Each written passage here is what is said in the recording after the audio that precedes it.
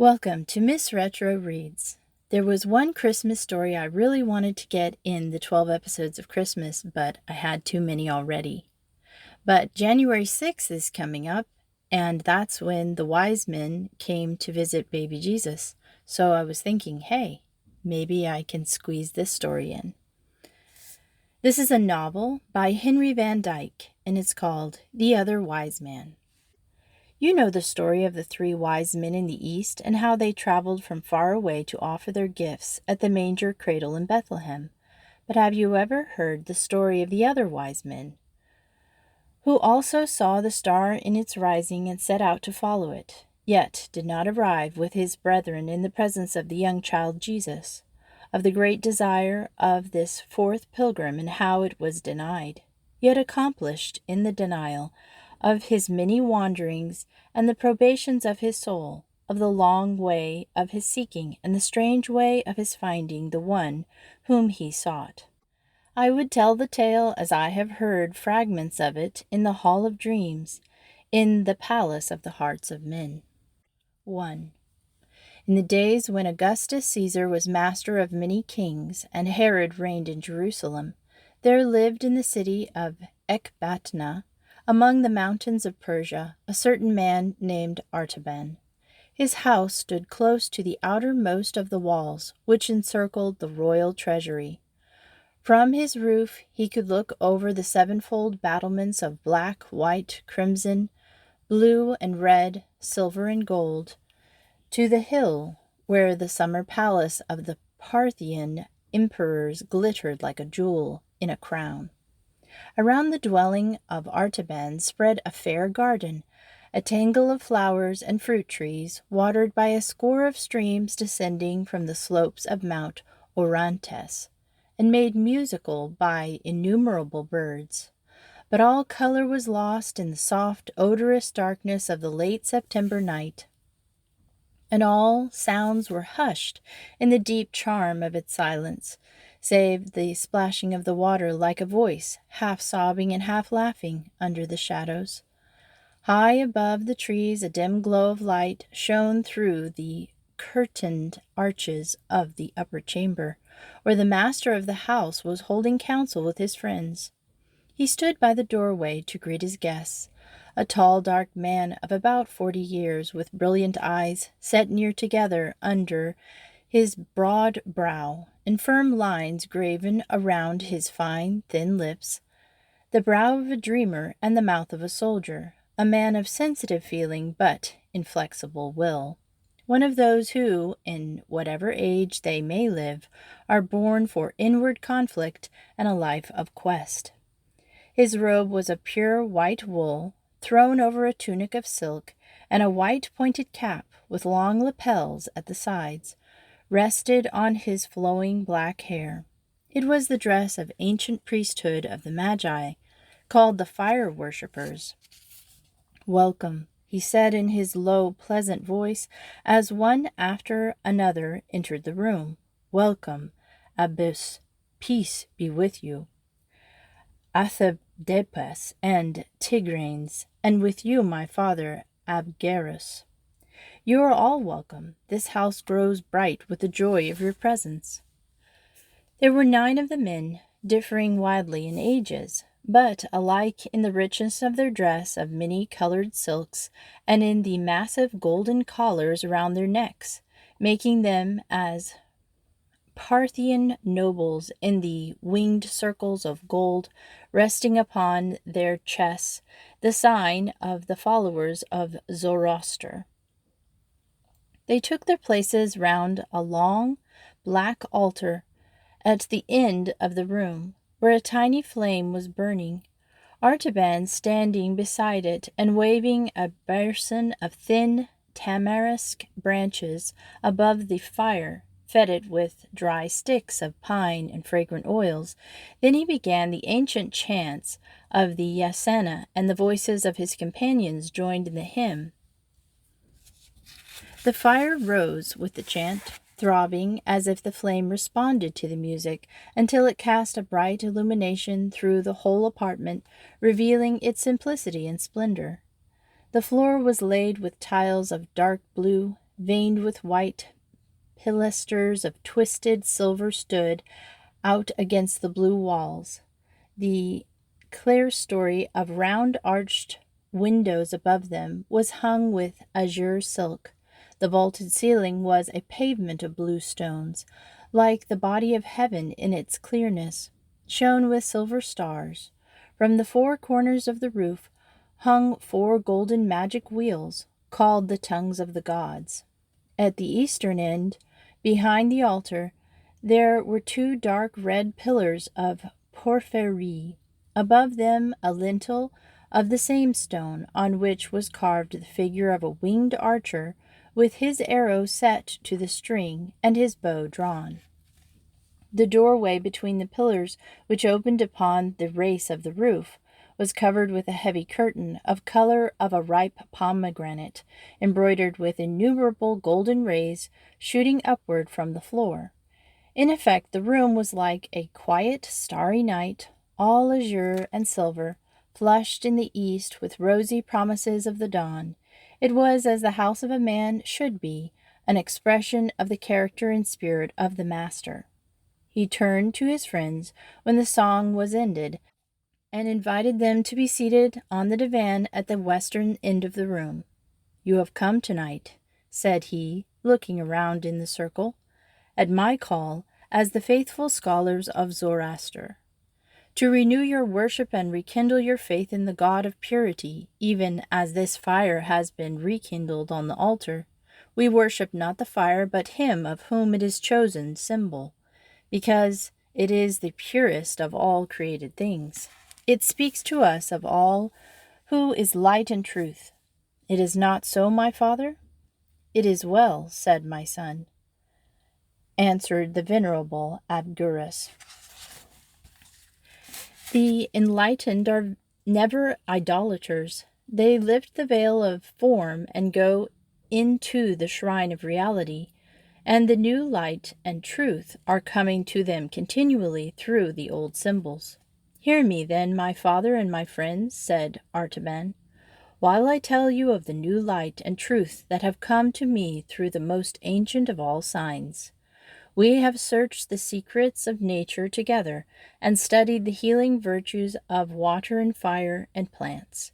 We have read also the books of prophecy, in which the future is dimly foretold in words that are hard to understand.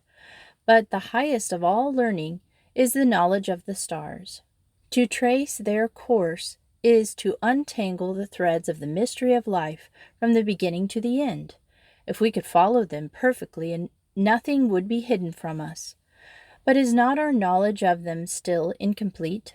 Are there not many stars still beyond our horizon, lights that are known only to the dwellers of the far southland, among the spice trees of Punt and the gold mines of Ophir?"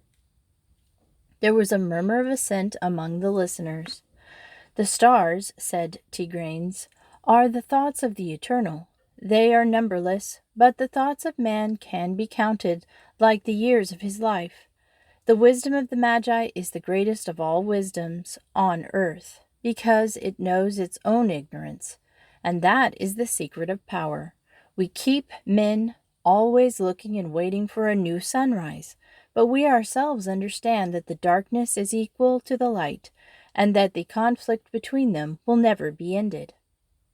"That does not satisfy me," answered Artaban, "for if the waiting must be endless, if there could be no fulfillment of it, then it would not be wisdom to look and wait. We should become like those new teachers of the Greeks, who say that there is no truth, and that the only wise men are those who spend their lives in discovering and exposing the lies that have been believed in the world. But the new sunrise will certainly appear in the appointed time. Do not our own books tell us that this will come to pass, and that men will see the brightness of a great light?" "That is true," said the voice of Abgarus. "Every faithful disciple of Zoroaster knows the prophecy of Avesta, and carries the word in his heart. In that day Socius, the victorious, shall arise out of the number of the prophets in the east country. Around him shall shine a mighty brightness, and he shall make life everlasting, incorruptible and immortal, and the dead shall rise again. This is a dark saying, said Tigranes, and it may be that we shall never understand it.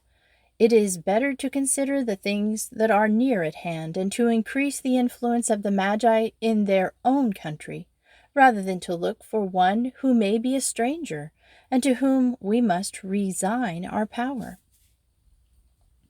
The others seemed to approve these words. There was a silent feeling of agreement manifest among them. Their looks responded with that indefinable expression which always follows when a speaker has uttered the thought that has been slumbering in the hearts of his listeners. But Artaban turned to Abgarus with a glow on his face and said, "My father, I have kept this prophecy in the secret place of my soul. Religion without a great hope would be like an altar without a living fire. And now the flame has burned more brightly, and by the light of it I have read other words, which also have come from the fountain of truth, and speak yet more clearly of the rising of the victorious one in his brightness." He drew from the breast of his tunic 2 small rolls of fine parchment with writing upon them, and unfolded them carefully upon his knee. In the years that are lost in the past, long before our fathers came into the land of Babylon, there were wise men in Chaldea, from whom the first of the Magi learned the secrets of the heavens. And of these Balaam, the sons of Beor, was one of the mightiest. Hear the words of his prophecy. There shall come a star out of Jacob, and a scepter shall rise out of Israel. The lips of the Tigranes drew downward with contempt, and he said, Judea was a captive by the waters of Babylon, and the sons of Jacob were in bondage to our kings. The tribes of Israel are scattered through the mountains like lost sheep, and from the remnant that dwells in Judea under the yoke of Rome, neither star nor scepter shall arise. And yet, answered Artaban, it was the Hebrew Daniel, the mighty searcher of dreams, the counselor of kings, the wise Balthazar, who was most honored and beloved of our great king Cyrus, a prophet of sure things and a reader of the thoughts of eternal. Daniel proved himself to our people, and these are the words that he wrote. Artaban read from the second scroll. Know therefore and understand that from the going forth of the commandments to restore Jerusalem unto the Anointed One, the Prince, the time shall be 67 weeks. But my son, said Abgarus, doubtfully, these are the mystical numbers. Who can interpret them, and who can find the key that shall unlock their meaning? Artaban answered, It has been shown to me, and to my 3 companions among the Magi, Caspar, Melchior, and Balthazar. We have searched the ancient tablets of Chaldea, and computed the time. It falls in this year. We have studied the sky. In the spring of the year, we saw 2 of the greatest planets draw near together in the sign of a fish, which is the house of the Hebrews. We also saw a new star there, which shone for 1 night and then vanished. Now again the 2 great planets are meeting. This night is their conjunction. My 3 brothers are watching by the ancient temple of the 7 spheres at Borsippa in Babylonia, and I am watching here. If the star shines again, they will wait 10 days for me at the temple, and then we will set out together for Jerusalem to see the worship, the promised one who shall be born King of Israel. I believe the sign will come. I have made ready for the journey. I have sold my possessions and brought these 3 jewels, a sapphire, a ruby, and a pearl, to carry them as tribute to the king. And I ask you to go with me on pilgrimage, that we may have joy together in finding the prince who is worthy to be served. While he was speaking, He thrust his hand into the innermost fold of his girdle and drew out 3 great gems, one blue as a fragment of the night sky, one redder than a ray of sunrise, and one as pure as the peak of a snow mountain at twilight, and laid them on the outspread scroll before him. But his friends looked on with strange and alien eyes. A veil of doubt and mistrust came over their faces like a fog creeping up from the marshes to hide the hills. They glanced at each other with looks of wonder and pity, as those who have listened to incredible sayings, the story of a wild vision, or the proposal of an impossible enterprise. At last, Tigranes said, "Artaban, this is a vain dream. It comes from too much looking upon the stars and the cherishing of lofty thoughts. It would be wiser to spend the time in gathering money for the new fire temple in Chala. No king will ever rise from the broken race of Israel, and no end will ever come to the eternal strife of light and darkness. He who looks for it is a chaser of shadows. Farewell." And another said, "Artaban, I have no knowledge of these things, and my office as guardian of the royal treasure binds me here. The quest is not for me. But if thou must follow it, fare thee well." And another said, "In my house there sleeps a new bride, and I cannot leave her nor take her with me on this strange journey. This quest is not for me, but may thy steps be prosperous wherever you go. So farewell." And another said, "I am ill and unfit for the hardship, but there is a man among my servants whom I will send with thee when thou goest, to bring me word how thou farest." So one by one they left the house of Artaban, but Abgarus, the oldest and the one who loved him the best, lingered after the others had gone and said gravely, "My son, it may be that the light of truth is in this sign that has appeared in the sky, and then it will be surely led to the prince and the mighty brightness. Or it may be that it is only a shadow of the light, as Tigranes has said. And then he who follows it will have a long pilgrimage and a fruitless search. But it is better to follow even the shadow of the best than to remain content with the worst. And those who would see wonderful things must often be ready to travel alone.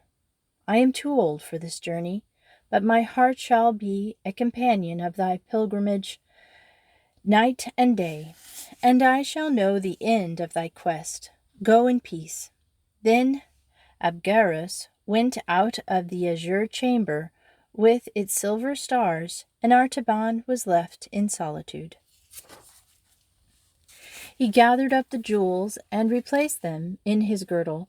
For a long time he stood and watched the flame that flickered and sank upon the altar. Then he crossed the hall, lifted the heavy curtain, and passed out between the pillars to the terrace on the roof. The shiver that runs through the earth ere she rouses from her night's sleep had already begun, and the cool wind that heralds the daybreak was drawing downward from the lofty, snow-traced ravine of Mount Orintes. Birds, half awakened, crept and chirped among the rustling leaves, and the smell of ripened grapes came in wafts from the arbor. Far over the eastern plain a white mist stretched like a lake, but where the distant peaks of Zagros serrated the western horizon, the sky was clear. Jupiter and Saturn rolled together like drops of lambent flame about to blend in one. As Artaban watched them, a steel-blue spark was born out of the darkness beneath, rounding itself with purple splendors to a crimson sphere, and spiring upwards through the rays of saffron and orange into a point of white radiance, tiny and infinitely remote, yet perfect in every part. It pulsated in the enormous vault as if the 3 jewels in the magician's girdle had mingled and been transformed into a living heart of light. He bowed his head. He covered his brow with his hands. "It is the sign," he said. "The king is coming, and I will go to meet him." 2. All night long, Vasta, the swiftest of Artaban's horses, had been waiting, saddled and bridled, in her stall, pawing the ground impatiently and shaking her bit, as if she shared the eagerness of her master's purpose, though she knew not its meaning. Before the birds had fully roused to their strong, high, joyful chant of morning song, before the white mist had begun its lift lazily from the plain, the other wise man was in the saddle, riding swiftly along the high road, which skirted the base of Mount Orontes westward. How close, how intimate is the comradeship between a man and his favorite horse on a long journey! It is a silent, comprehensive friendship, an intercourse beyond the needs of words. They drank at the same wayside springs and slept under the same guardian star. They are conscious together of the subduing spell of nightfall and the quickening joy of daybreak. The master shares his evening meal with his hungry companion, and feels the soft, moist lips caressing the palm of his hand as they close over the morsel of bread. In the gray dawn, he is roused from his sleep by the gentle stir of warm, sweet breath over his sleeping face, and looks up into the eyes of his faithful fellow traveler, ready and waiting for the toil of the day. Surely, unless he is a pagan and an unbeliever by whatever name he calls upon his God, he will thank him for this voiceless sympathy, this dumb affection, and his morning prayer will embrace a double blessing. God bless us both, the horse, the rider, and keep our feet from falling and our souls from death. Then through the keen morning air the swift hoofs beat their tattoo along the road, keeping time to the pulsing of the 2 hearts that are moved with the same eager desire, to conquer space, to devour the distance, to attain the goal of the journey. Artaban must indeed ride wisely and well if he would keep the appointed hour with the other magi, for the route was 150 parasangs, and 15 was the utmost that he would travel in a day. But he knew Vasta's strength, and pushed forward without anxiety, making the fixed distance every day. Though he must travel late into the night, and in the morning long before sunrise, he passed along the brown slopes of Mount Orontes, furrowed by the rocky courses of 100 torrents. He crossed the level plains, where the famous herds of horses feeding in the wide pastures tossed their heads at Vasta's approach and galloped away with a thunder of many hoofs, and flocks of wild birds rose suddenly from swampy meadows, wheeling in great circles with a shining flutter of innumerable wings and shrill cries of surprise. He traveled the fertile fields of Concabar, where the dust from the threshing floors filled the air with a golden mist, half hiding the huge temple of Astar with its 400 pillars.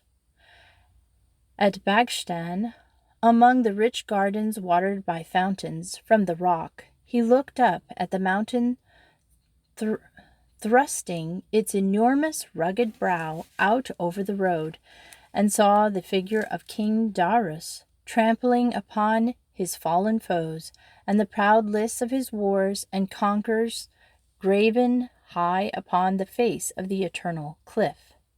Over many a cold and desolate pass, crawling painfully across the wind-swept shoulders of the hills, down many a black mountain gorge, where the river roared and raced before him like a savage guide, Artaban pressed onward until he arrived at nightfall on the 10th day beneath the shattered walls of populous Babylon.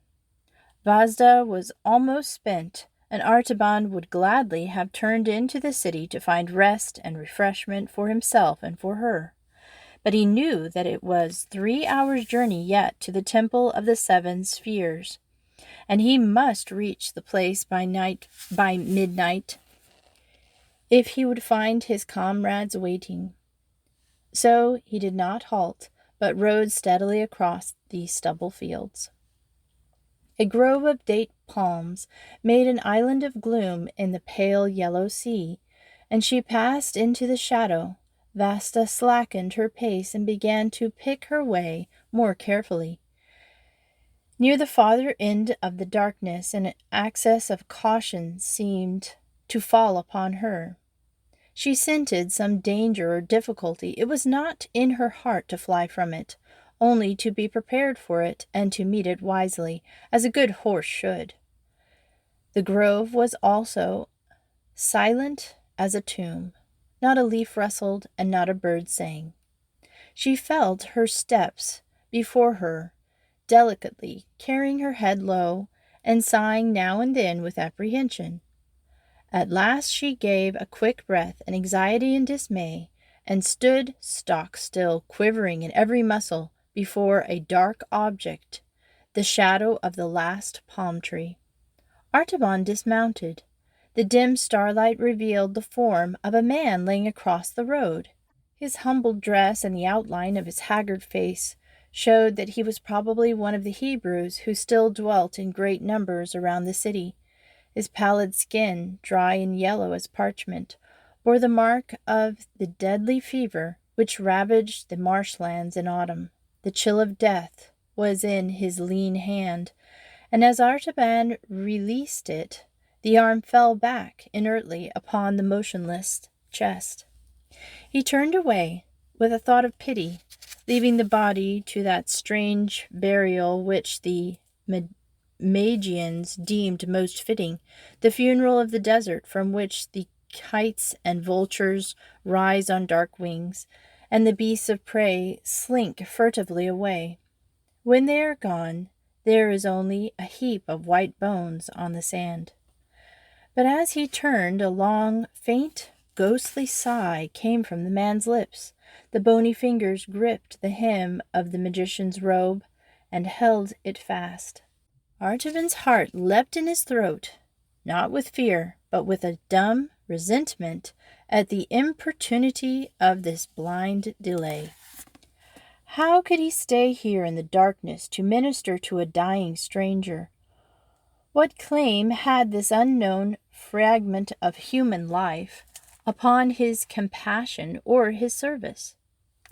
If he lingered but for an hour, he could hardly reach Beersheba at the appointed time. His companions would think he had given up the journey. They would go without him. He would lose his quest. But if he went on now, the man would surely die. If Artaban stayed, life might be restored. His spirit throbbed and fluttered with the urgency of the crisis. Should he risk the great reward of his faith for the sake of a single deed of charity? Should he turn aside, if only for a moment, from the following of the star, to give a cup of cold water to a poor, perishing Hebrew? God of truth and purity, he prayed, direct me in the holy path of the way of wisdom, which thou only knowest. Then he turned back to the sick man, loosening the grasp of his hand. He carried him to a little mound at the foot of the palm tree. He unbound the thick folds of the turban and opened the garment above the sunken chest.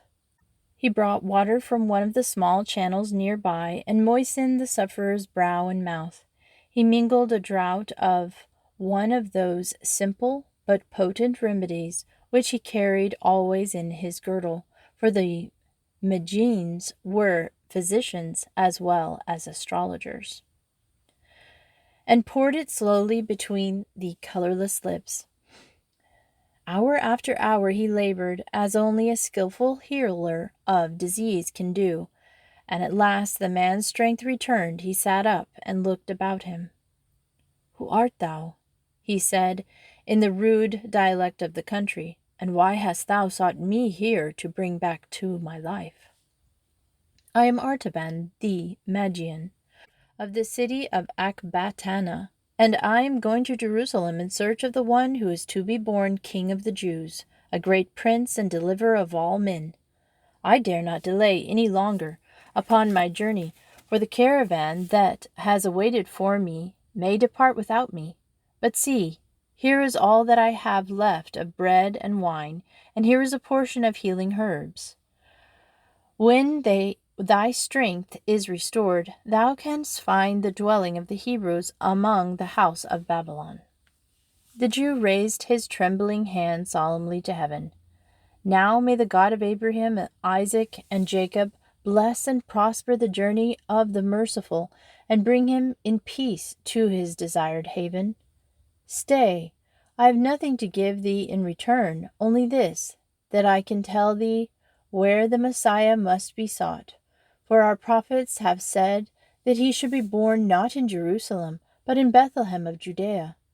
May the Lord bring thee in safety to that place, because thou hast had pity upon the sick. It was already long past midnight.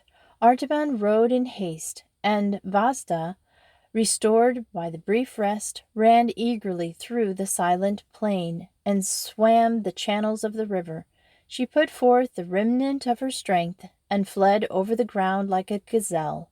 But the first beam of the rising sun sent a long shadow before her, and she entered upon the final stadium of the journey, and the eyes of Artaban, anxiously scanning the great mound of Nimrod and the temple of the seven spheres, could discern no trace of his friends. The many-colored terraces of black, orange, red, and yellow, green, blue, and white, shattered by the convulsions of nature and crumbled under the repeated blows of human violence, still glittered like a ruined rainbow in the morning light. Artaban rode swiftly round the hill. He dismounted and climbed to the highest terrace, looking out towards the west. The huge desolation of the marshes stretched away to the horizon and the border of the desert. Bitterns stood by the stagnant pools, and jackals sulked through the low bushes. But there was no sign of the caravan of the wise men, far or near. At the edge of the terrace he saw a little cairn of broken bricks, and under them a piece of papyrus. He caught it up and read, "We have waited past the midnight and can delay no longer. We go to find the king. Follow us across the desert." Artaban sat down upon the ground and covered his head in despair. "How can I cross the desert," he said, "with no food and with a spent horse? I must return to Babylon, sell my sapphire, and buy a train of camels and provisions for the journey. I may never overtake my friends. Only God the merciful knows whether I shall not lose the sight of the king, because I tarried to show mercy." 3. There was a silence in the Hall of Dreams, where I was listening to the story of the other wise men. Through this silence I saw, but very dimly, his figure passing over the dreary undulations of the desert, high upon the back of his camel, rocking steadily onward like a ship over the waves. The land of death spread its cruel net round him. The stony waste bore no fruit, but briars and thorns. The dark ledges of rock thrust themselves above the surface here and there, like the bones of perished monsters. Arid and inhospitable mountain ranges rose before him, furrowed with dry channels of ancient torrents, white and ghastly as scars on the face of nature, shifting hills of treacherous sand, here heaped like tombs along the horizon. By day the fierce heat passed its intolerable burden on the quivering air. No living creature moved on the dumb, swooning earth, but tiny jerboas scattering through the parched bushes, lizards vanishing in the clefts of the rock. By night the jackals prowled and barked in the distance. The lions made the black ravines echo with its howls roaring, while a bitter, blighting chill followed the fever of the day. Through heat and cold the Magian moved steadily onward. Then I saw the gardens and orchards of Damascus watered by the streams of Abana and Pharpar, with their sloping swards inland with blooms, and their thickets of myrrh and roses. I saw the long snowy ridge of Hermon, and the dark groves of cedar, the valley of the Jordan, and the blue waters of the lake of Galilee, and the fertile plain of Asdarleon, and the hills of Ephraim, and the highlands of Judah. Through all these I followed the figure of Artaban, moving steadily onward until he arrived at Bethlehem. And it was the third day after the 3 wise men had come to that place, and had found Mary and Joseph with the young child Jesus, and had laid their gifts of gold, frankincense, and myrrh at his feet.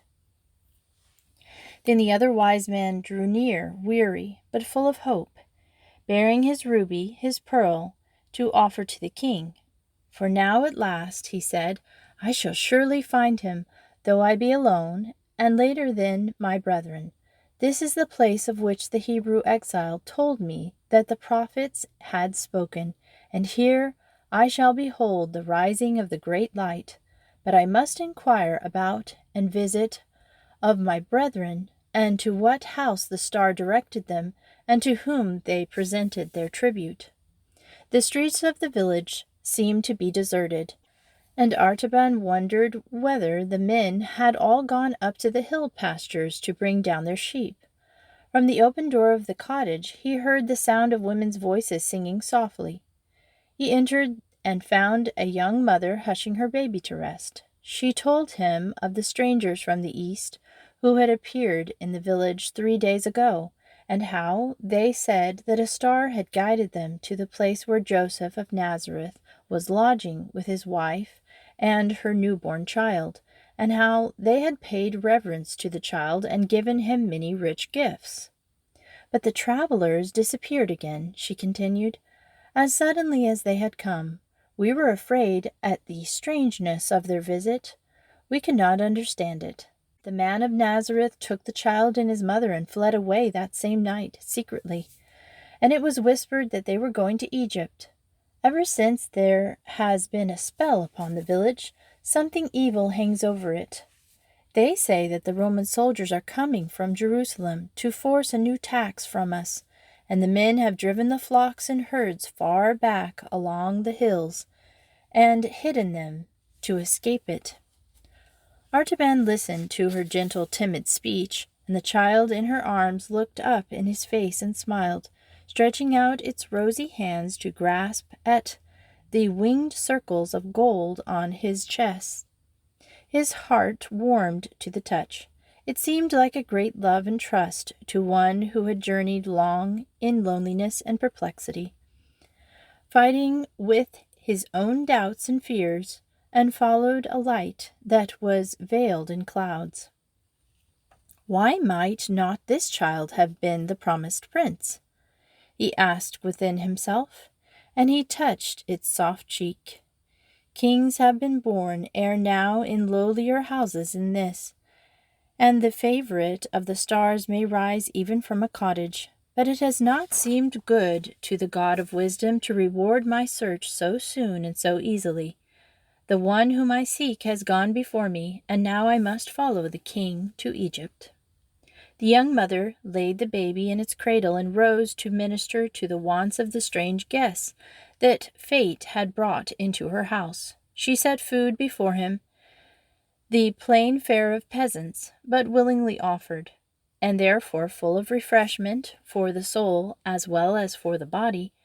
Artaban accepted it gratefully, and as he ate, the child fell into a happy slumber and murmured sweetly in its dreams. A great peace filled the room. But suddenly there came the noise of a wild confusion in the streets of the village, shrieking and wailing of women's voices, a clangor of brazen trumpets, and a clashing of swords, and a desperate cry, "The soldiers! The soldiers of Herod! They are killing our children!" The young woman's face grew white with terror. She clasped her child to her and crouched motionless in the darkness, in the darkest corner of the room, covering him with the folds of her robe, lest he should wake and cry. But Artaban went quickly and stood in the doorway of the house. His broad shoulders filled the portals from side to side, and the peak of his white cap all but touched the lintel. The soldiers came hurrying down the street with bloody hands and dripping swords. At the sight of the stranger in his imposing dress, they hesitated with surprise. The captain of the band approached the household to thrust him aside, but Artaban did not stir. His face was as calm as though he were watching the stars, and his eyes were burning with a steady radiance, before which even the half-tamed hunted leopard shrinks, and the bloodhound pauses in his leap. He held the soldier silently for an instant, and then said in a low voice, "I am all alone in this place. I am waiting to give this jewel to the prudent captain who will leave me in peace." He showed the ruby, glistening in the hollow of his hand, like a great drop of blood. The captain was amazed at the splendor of the gem. The pupils of his eyes expanded with desire, and the hard lines of greed wrinkled around his lips. He stretched out his hand and took the ruby. "March on," he cried his men. "There is no child there. The house is empty." The clamor and clang of arms passed down the street as the headlong fury of the chase sweeps by the secret covert where the trembling deer is hidden.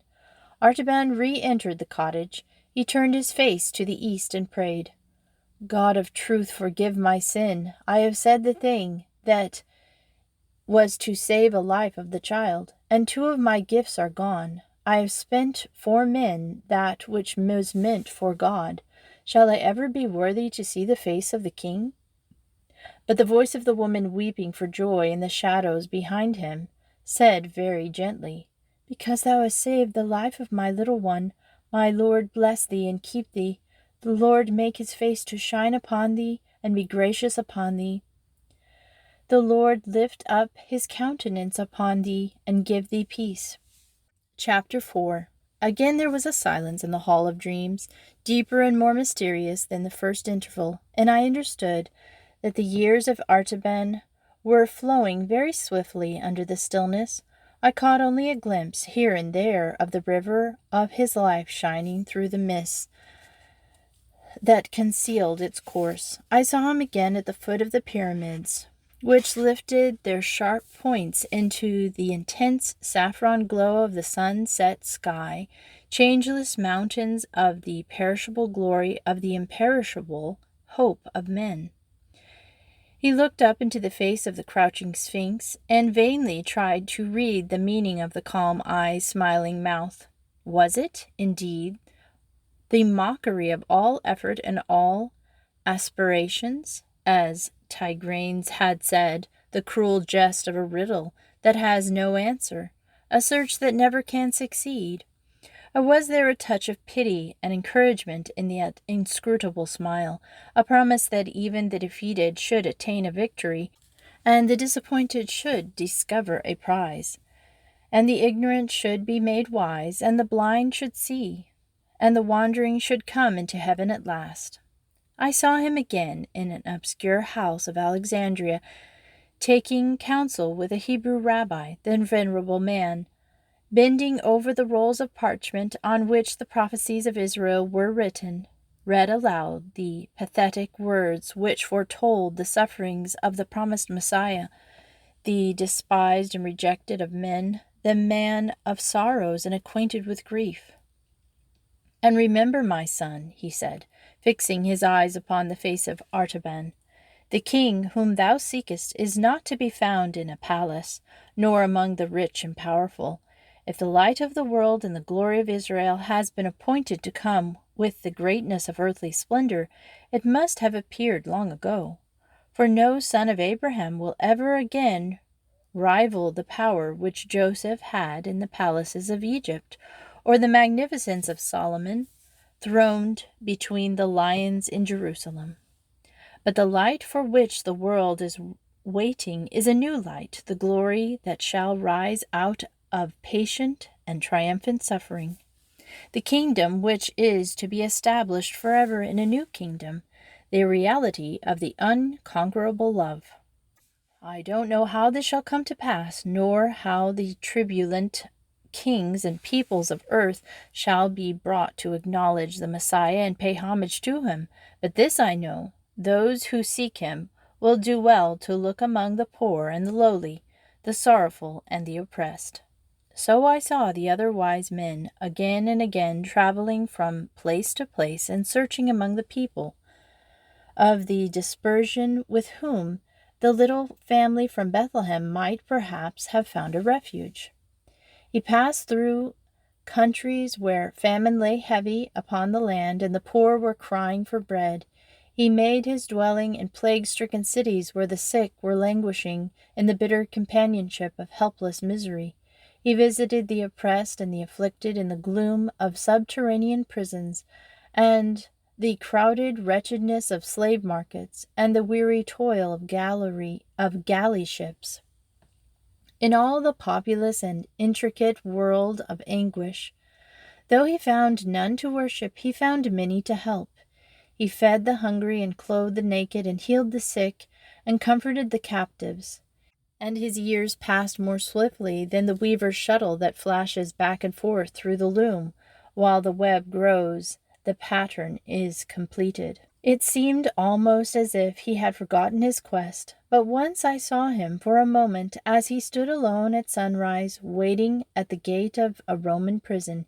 He had taken from a secret resting place in his bosom the pearl, the last of his jewels, and he looked at it, a mellower luster, a soft and iridescent light, full of shifting gleams of azure and rose, trembled upon its face. It seemed to have absorbed some reflection of the lost sapphire and ruby. So the secret purpose of a noble life draws into itself the memories of past joys and past sorrows, and all that has helped it, all that has hindered it, is transfused by a subtle magic into its very essence. It becomes more luminous and precious the longer it is carried close to the warmth of the beating heart. Then at last, while I was thinking of this pearl and of its meaning, I heard the end of the story of the other wise man. Chapter 5. 33 years of the life of Artaban had passed away, and he was still a pilgrim and a seeker after light. His hair, once darker than the cliffs of Zagros, was now white as the wintry snow that covered them. His eyes, that once flashed like flames of fire, were dull as embers smoldering among the ashes. Worn and weary and ready to die, but still looking for the king, he had come for the last time to Jerusalem. He had often visited the holy city before, and had searched all its lanes and crowded hovels and black prisons without finding any trace of the family of the Nazarenes who had fled from Bethlehem long ago. But now it seemed as if he must make one more effort, and something whispered in his heart that at last he might succeed. It was the season of the Passover. The city was thronged with strangers. The children of Israel, scattered in far lands, had returned to the temple for the great feast, and there has been a confusion of tongues in the narrow streets for many days. But on that day a singular agitation was visible in the multitude. The sky was veiled with a propitious gloom. Currents of excitement seemed to flash through the crowd. A secret tide was sweeping them all one way. The clatter of sandals and soft, thick sounds of thousands of bare feet shuffling over the stones flowed unceasingly along the streets that leads to the Damascus gate. Artaban joined a group of people from his own country, Parthian Jews who had come up to keep the Passover, and inquired of them the cause of the tumult and where they were going. "We are going," they said, "to the place called Golgotha, outside the city walls, where there is to be an execution. Have you not heard what has happened? 2 famous robbers are to be crucified, and with them another, called Jesus of Nazareth, a man who has done many wondrous works among the people, so that they love him greatly. But the priests and the elders have said that he must die, because he gave himself out to be the Son of God. And Pilate has sent him to the cross because he said that he was the King of the Jews." How strangely these familiar words fell upon the tired head of Artaban. They had led him for a lifetime over land and sea, and now they came to him mysteriously, like a message of despair. The king had arisen, but he had been denied and cast out. He was about to perish. Perhaps he was already dying. Could it be the same who had been born in Bethlehem 33 years ago, at whose birth the star had appeared in heaven, and of whose coming the prophets had spoken? Artaban's heart beat unsteadily, with that troubled, doubtful apprehension which is the excitement of old age. But he said within himself, "The ways of God are stranger than the thoughts of men, and it may be that I shall find the king at last in the hands of his enemies, and shall come in time to offer my pearl for his ransom before he dies."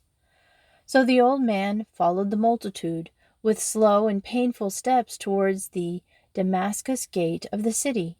Just beyond the entrance of the guardhouse, a troop of Macedonian soldiers came down the street, dragging a young girl. As the Magian paused to look at her with compassion, she broke suddenly from the hands of her tormentors and threw herself at his feet, clasping him round the knees.